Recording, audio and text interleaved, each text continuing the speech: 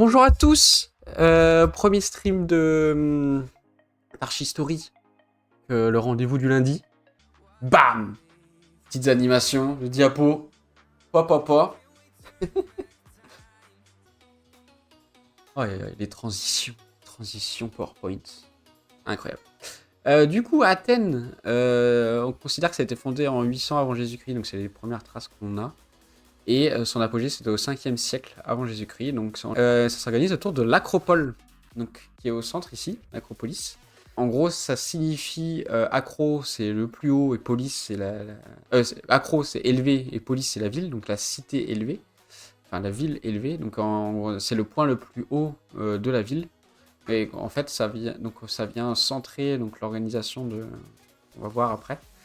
Centrer l'organisation de la ville, et donc la ville s'organise autour de ce point haut. C'est un lieu de culte principalement, donc on va retrouver plusieurs temples, notamment le temple d'Athéna, Parthénos, qui est la déesse protectrice de la cité.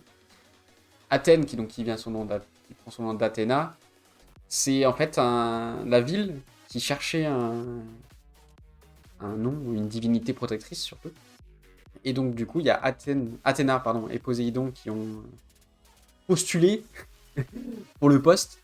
Et donc du coup, le but, ils ont du coup voulu donner quelque chose aux Athéniens pour qu'ils choisissent leur protection en fait. Et Athéna, donc Poséidon a offert le cheval à la ville, aux Athéniens. Et Athéna a offert l'olivier.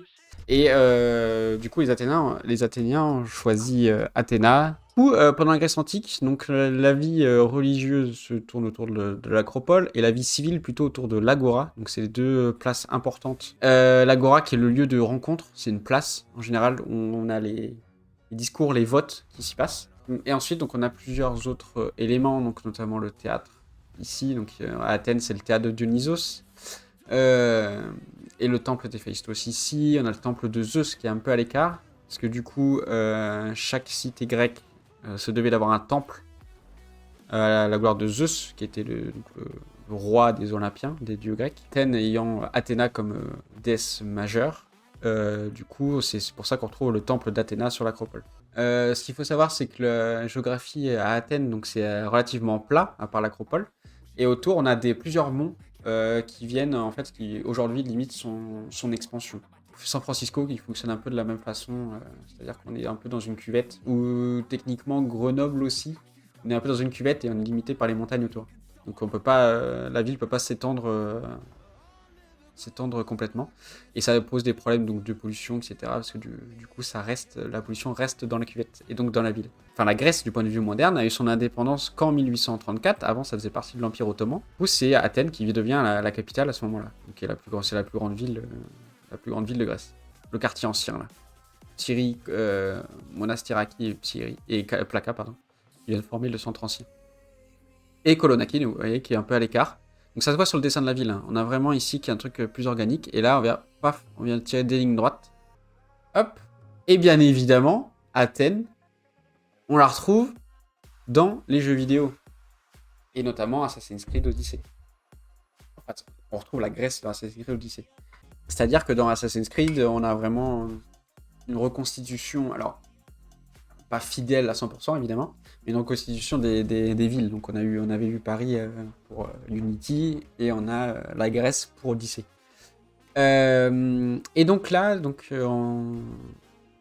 en fait, on va revoir le même schéma que voilà, le premier plan historique de la ville. Donc on retrouve l'Acropole ici, avec le théâtre de Dionysos en contrebas, et le temple de Zeus qui est juste ici. Ensuite, on retrouve aussi l'Agora qui est ici, donc qui est une place libre, et le temple de Dionysos qui est juste derrière. D'Héphaïstos, pardon, qui est juste derrière. Et donc cette ville qui est entourée, qui est ceinturée qui à une époque était ceinturée de remparts. Et là aussi, on a le port de la Pirée, qui à l'origine est vraiment une ville à part entière. Donc Athènes, il y a Athènes autour de l'Acropole et Pirée qui est bien plus loin que ça. Là, on a raccourci les distances, qui est bien plus loin que ça, et qui maintenant en fait fait partie d'Athènes. Donc là, voilà, on va pouvoir zoomer. Donc on retrouve l'Agora ici, donc il y a une place, donc avec en général de marché, etc. Le temple d'Héphaïstos juste derrière. L'Acropole juste ici, avec le temple d'Athéna Parthénos juste là. Le temple de Zeus ici, et l'amphithéâtre, le théâtre de Dionysos. Et donc, là, j'étais sur Assassin's Creed Unity, donc il y a une porte facile vers l'architecture dans les jeux vidéo. Donc on retrouve l'Acropole ici, avec le temple d'Athéna Parthénos et la statue d'Athéna Parthénos juste devant. Enfin, dans le jeu, ça a été vraiment calqué sur ce qu'on sait historiquement. Donc on a le temple d'Athéna Parthénos, qui a donné son nom ensuite au Parthénon. C'est ce bâtiment-là. Ensuite, on a le temple d'Artémis, qui est juste ici en bas à droite. Et plus bas, on aura donc le temple d'Athéna Niké, donc la déesse de la victoire. Et à gauche, on a Érectéion, qu'on va parler pareil. On va faire un détail après sur Parthénon et Érectéion, qui sont les deux éléments majeurs de l'Acropole. Donc ça, c'est une statue d'Athéna Parthénos qui a été reconstituée, qui est à taille réelle. Et donc on voit que la statue était peinte en fait. Le visage était peint, et donc en l'occurrence, la statue d'Athéna Parthénos était en or. Et c'est pour ça qu'on n'est pas sûr de l'usage du Parthénon. C'est-à-dire qu'en fait, on a des temples autour. On a le temple d'Athéna Niké, d'Athéna et Niké, déesse de la victoire, donc, qui est dans sa main ici. C'est une réplique, la statue est d'origine. Non, c'est une réplique. C'est-à-dire que la statue d'Athéna n'existe plus. Elle est disparue. Elle a disparu ? Elle est disparue. Elle est portée disparue, elle a disparu. Et du coup, c'est une reconstitution qui a été faite, donc celle-là qui est pas en or, hein, évidemment. Du coup, on sait pas trop donc, si elle a été volée par des pillages ou si elle a été fondue pour récupérer l'or, justement, dans une période où Athènes galérait. Assassin's Creed Odyssey, en dehors des films, donc les péplums, etc., c'est le seul élément de pop culture où vraiment on retrouve l'aspect historique d'Athènes. Et par contre, ce qu'on retrouve de la Grèce dans la pop culture, c'est plutôt la mythologie grecque qui est présente partout. Dans les livres, dans les films, dans les jeux vidéo évidemment. Donc là j'ai mis des exemples. Donc dans Zelda il y a plusieurs personnages. Donc Lynel qui est un centaure, il y a Inox qui est un cyclope et Gleok, les Gleok, les monstres Gleok qui sont des hydres. Donc qui viennent tous trois, c'est trois monstres de la mythologie grecque. Donc le centaure, donc dans les centaures de la mythologie grecque on a Chiron par exemple, qui est celui qui entraîne les demi-dieux en général. Chiron qu'on retrouve aussi dans Percy Jackson par exemple, dans les livres Percy Jackson.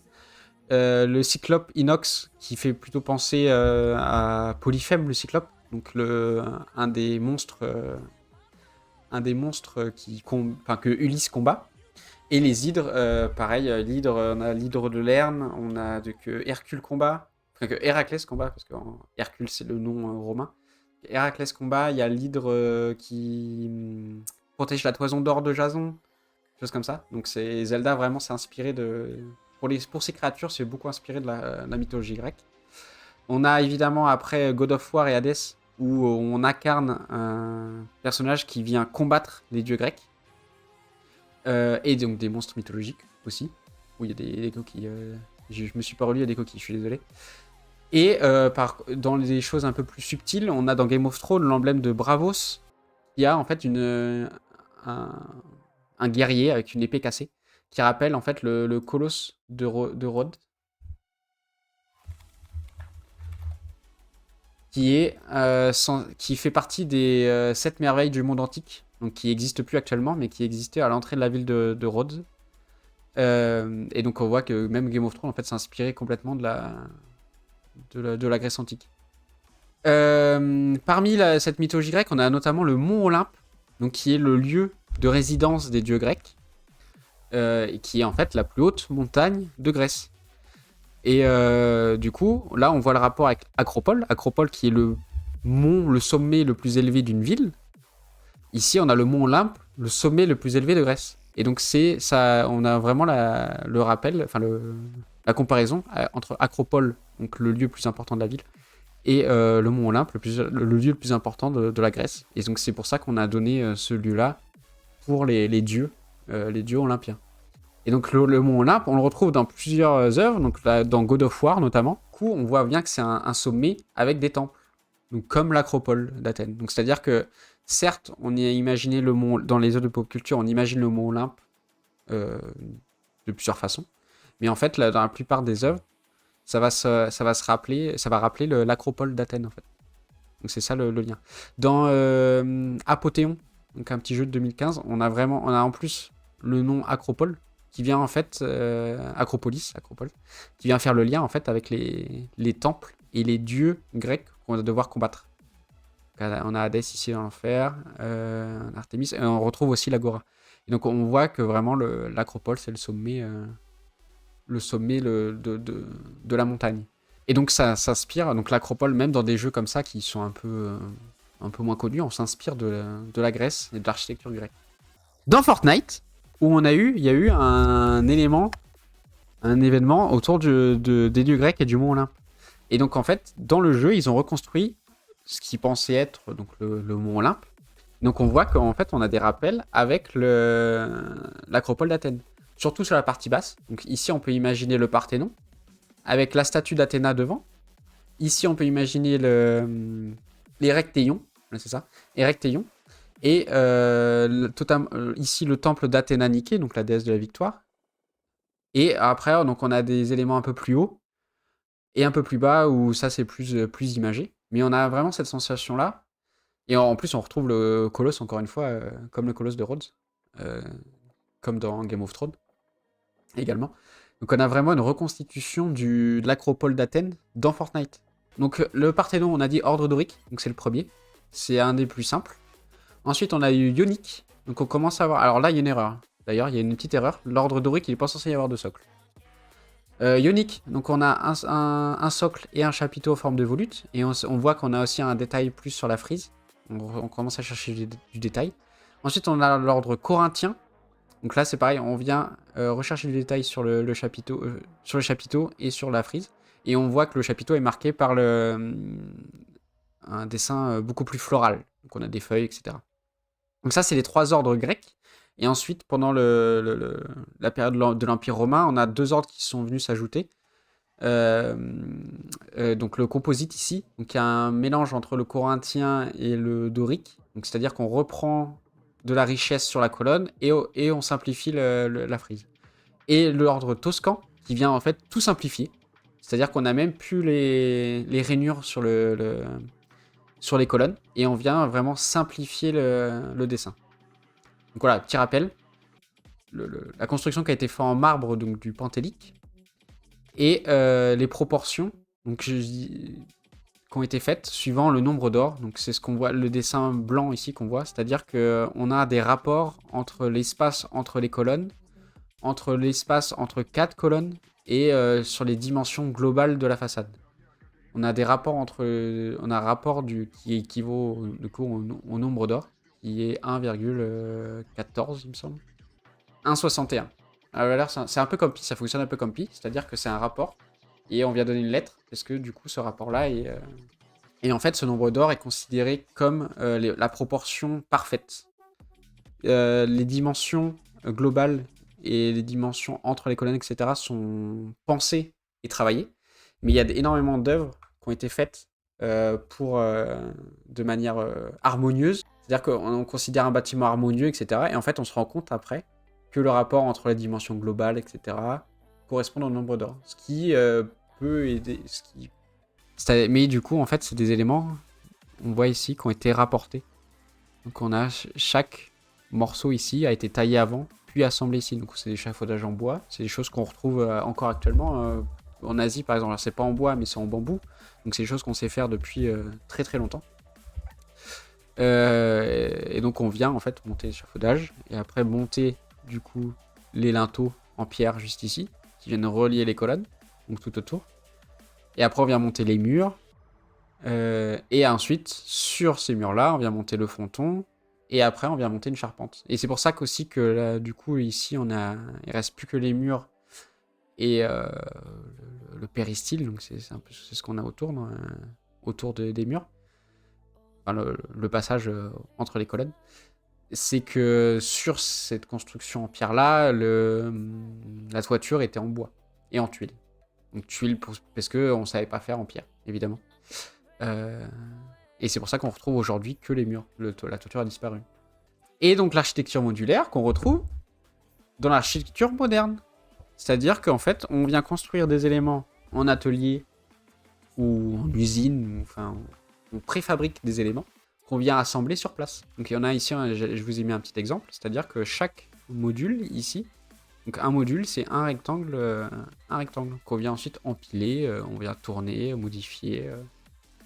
On peut le modifier, on peut l'imbriquer l'un dans l'autre, on peut là ici le superposer, là on voit que c'est un peu décalé, etc. Et c'est ça qu'on appelle l'architecture modulaire. Et donc on voit que ça date de quelques années déjà. Donc c'est vraiment une façon de penser l'architecture. Au-delà d'un type d'architecture, c'est vraiment une façon de penser. C'est-à-dire que on ne sait pas construire forcément un élément. Du coup, on le préfabrique, on le pense et on le préfabrique avant pour l'assembler sur place. Et ça, donc on voit ça depuis la Grèce antique. Voilà, là j'ai mis des petits détails. Donc là, voilà, la façade principale, elle est octostyle. Donc c'est-à-dire qu'il y a 8 colonnes. Enfin, les deux façades, là, d'un bout à l'autre, il y a 8 colonnes. C'est particulier parce qu'à l'époque, c'était plutôt 6 colonnes. Donc hexastyle. Donc voilà, c'est un petit détail en plus qui montre son originalité, en fait, vraiment la recherche qu'il y a eu sur le Parthénon. Là, voilà, j'ai mis une dimension globale. Et en fait, on retrouve un deuxième rapport au-delà du nombre d'or, c'est le rapport 4/9 qu'on retrouve entre les colonnes et sur les dimensions principales. Donc, c'est pas proportion parfaite, mais on voit que même quand il n'y a pas le nombre d'or, en fait, tout est proportionné, tout est pensé. Déjà, il faut le penser pour pouvoir construire les éléments avant. C'est ce que je disais tout à l'heure pour l'architecture modulaire. C'est-à-dire qu'on a besoin de savoir le nombre de colonnes qu'on va avoir, le nombre d'éléments par colonne, pour pouvoir les construire et les assembler après. Ici, j'ai mis un petit détail donc c'est un plan du Parthénon. Donc là, on retrouve les 8 colonnes en façade. Donc 4, 4, 8, 4, 4, 8. À l'origine, le Parthénon, c'était vraiment que la petite pièce ici. Maintenant, ça a donné le nom à tout le bâtiment, mais à l'origine, c'était que au petit 4 là. C'était ça qu'on appelait le Parthénon. C'était ça qui était le lieu d'accueil et de culte. On retrouve ici donc le 3, l'endroit où était censé être la statue d'Athéna. Et donc le péristyle, voilà, c'est le tour que je disais. C'est-à-dire qu'on a le bâtiment intérieur entre les murs, et le péristyle, c'est vraiment le passage autour. Voilà, donc on voit que c'est une architecture très simple. On a le socle global, on a les colonnes sur lesquelles on vient se poser. Ensuite, on a les murs qui viennent soutenir l'ensemble et notamment la toiture. Et après, par-dessus, on a la toiture en bois et en tuiles. Et ce qu'il faut savoir, c'est que pour donner... Là, on rentre dans le détail de à quel point c'est pensé. C'est que, en fait, il y a quelque chose qui existe. C'est que quand on fait des choses de cette taille-là droites, on les verra pas droits. À cause de la perspective, on aura cette sensation de profondeur. Et du coup, même d'en bas, quand on regarde d'en haut, on verra les colonnes qui viennent se resserrer. Parce que du coup, avec la perspective et avec le point de vue, c'est un peu comme le fisheye. Vous voyez le fisheye sur les appareils photo, on a les éléments qui viennent se rejoindre à cause de la perspective, des points de fuite. C'est des choses qu'on voit en géométrie, en architecture, mais aussi à l'école normalement. Et donc en fait, le Parthénon a été conçu. Alors évidemment, ça se voit pas à l'œil nu. C'est à part pour les colonnes. Donc on voit que les colonnes sont un peu arrondies et plus larges pour les rendre quand on est en bas, pour qu'elles aient l'apparence droite. Sinon, en fait, les colonnes, avec leur hauteur, on a l'impression qu'elles sont un peu creuses au milieu. Et donc, du coup, pour combler ça et pour qu'on ait l'impression qu'elles soient vraiment droites et d'une seule forme, on vient bomber un petit peu le centre. Donc, on le voit ici. Je montre avec mon doigt, mais ça sert à rien. On le montre et on vient bomber un peu cette partie-là pour qu'on ait l'impression d'une droiture. Et en fait, sur le Parthénon, c'est valable pour quasiment tout. C'est-à-dire que là, donc ça c'est une représentation forcée, évidemment. Mais du coup, même le socle, il n'est pas droit. Parce que du coup, en fait, cette correction, légère correction qui a été pensée et, et qui a été faite en fait au moment de la construction, ça vient combler l'effet d'optique des points de fuite. Donc, ce qui fait que quand on regarde le Parthénon, on a vraiment la sensation d'éléments très droits et comme imaginé par les architectes. C'est-à-dire qu'on imagine quelque chose très droit, mais plus on s'agrandit, du coup, ça paraît pas forcément droit. Et avec cette compensation-là, ça paraît vraiment droit. Et vraiment, ils ont, du coup, on voit bien qu'ils ont pensé à tout, quoi. Voilà, ça c'était pour le Parthénon. Et après, il y a l'Érectéon qui est assez intéressant parce qu'on a des colonnes très particulières. Donc c'est un bâtiment qui est plus récent que le reste donc, des autres bâtiments de l'Acropole. Et en fait, c'est pas un seul temple, mais c'est un bâtiment qui est constitué de plusieurs sanctuaires. Du coup, en fait, le point intéressant de ce bâtiment-là, c'est surtout les colonnes. C'est-à-dire que je vous ai présenté les 3 types de colonnes, donc dorique, ionique, corinthien. Et en fait, sur ce bâtiment-là, il y a des colonnes qui ne correspondent pas à ça, qui sont vraiment originales. Ectéion, donc le bâtiment le plus récent, donc, qui est constitué de plusieurs sanctuaires. Et donc en fait, on voit qu'il y a des colonnes qui ont été faites qui sont complètement originales. Donc ça, c'est le bâtiment actuel.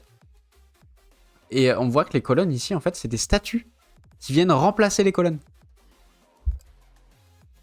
On va le voir. Et donc qui ont été reconstituées dans Assassin's Creed, évidemment.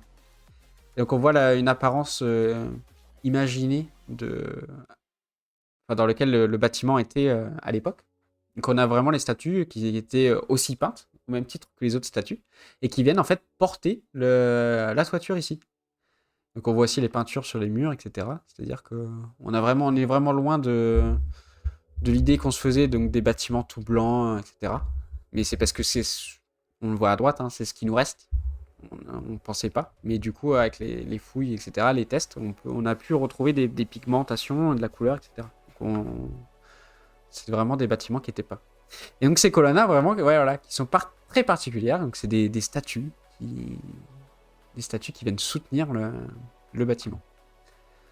Et voilà. Et donc du coup, ensuite, pour aller plus loin, on ira. Je vous parlerai de Percy Jackson, donc, qui est quand même une référence sur la Grèce antique. Enfin, sur l'adaptation moderne de la Grèce antique, donc de la pop culture. Et donc ça, on fera ça en live. Donc il y a notamment, on essaiera d'aller voir le temple de Zeus. Il y a la grotte de Pan qui est sur le flanc de l'Acropole. Et le théâtre de Dionysos, donc, de Monsieur D. Dont je vous ai parlé tout à l'heure, qui est en bas de l'Acropole. Donc on essaiera de voir ça, je vous emmènerai en live.